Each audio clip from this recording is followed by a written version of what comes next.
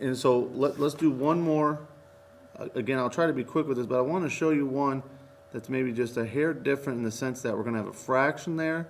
We have a number in front of the x squared. Those things are all going to be just a little bit different as we go through there. And so first thing, again, negative b over 2a. Let me show you another way of evaluating that as well. Negative b, sometimes people put that negative that's in front, they actually put it in the numerator here on the b. And so what they'll do is they'll see that the b is negative 1. Since the b is negative 1, but they have a negative in front, what they're going to think of that as is they're going to think of it as the opposite of negative 1. And so it's kind of a nice way of looking at that sometimes to get rid of that negative in front right away. My a is negative 1/2. So what they'll do is they'll think the opposite of negative 1, okay, that's just 1. And then down here I have 2 times negative 1/2. Well, half of 2 is 1, and then it's negative, so I have the negative now in there. And so I have negative 1. Again, as you make your XY chart, I like to put that right in the middle. I choose 1 on one side and 1 on the other. Now, I may have hesitated. If this was 1/3, I may not have put a 2 in. I may have put something else in.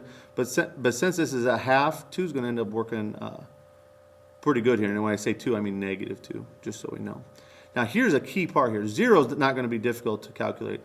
0 here, 0 here, 0 plus 1, that's just going to be 1.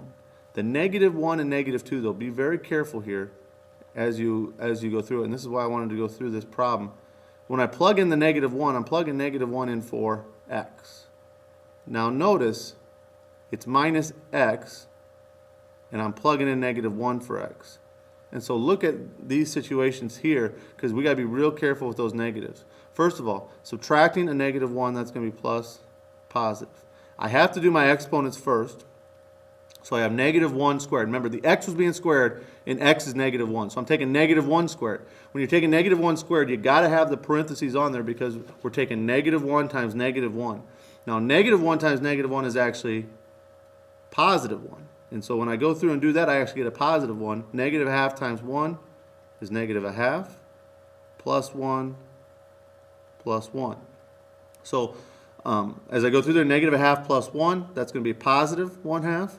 Positive 1/2 plus 1, that's going to be 1.5. And so when I plug in a negative 1, I actually get 1.5. Now for time's sake here, I'm going to go ahead and just kind of go through this quickly. For negative 2, I would do the same thing. Remember, negative 2 squared is going to be 4. 4 times negative 1/2 is negative 2. I have the negative 2 then, and I am subtracting a negative 2, so actually I'm adding 2. And when you go through and do all the math on there, you get 1. And you don't have to trust me on that, and you can go through and check me. But when you go through there, you're going to end up getting 1 there. Now, I like to graph the vertex first, so I go negative 1 and up 1.5. I put my dot. Now, the one side here is 0, 1. The other side is negative 2, 1. Notice you should always get a look like this. Remember, we can look at that, since that A is negative, remember I know that the parabola is going down.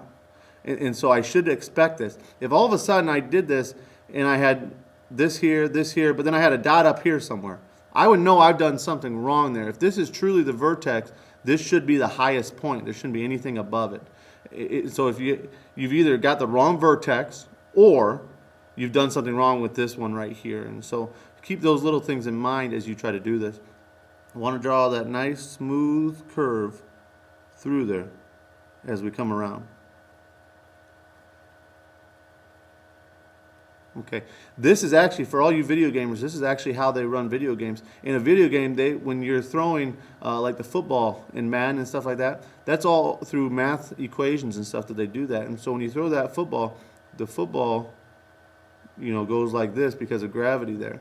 And so as you throw that football, notice that's just part of the arch. And so what they do is they just say, depending on how hard you push the button there or how much you hold in the button, that dictates usually the path of the football. And so it's got it calculated. When you hit that button, it knows the exact equation, and then the computer can follow that line. And so these quadratic equations come in all sorts of computer programs and different things like that. Obviously, it goes into business things like we've talked about before in the past, but we'll talk more about some of those real-life applications as we continue on with this. The main focus today is making sure that you can graph them. I'm sorry that this got a little bit long, but important to know these things as we go through here. So the graph is a parabola. Remember that if that coefficient on the x squared is positive, it'll be going up. If the coefficient on the x squared is negative, it'll be going down. That lowest point when it's going up, that's the vertex. The highest point when it's going down, that's the vertex as well. Remember, that is on that axis of symmetry that cuts through there. To find the x-coordinate of the vertex, we can take negative b over 2a. And so when graphing them, find the x-coordinate of the vertex, make your table of values, make sure you have some values that are bigger than the vertex and values that are smaller than the vertex so that you have both sides, and then plot those points and draw that smooth curve through there. I will be back tomorrow to help with any questions. Please do a great job of working for the substitute, and thank you guys for listening.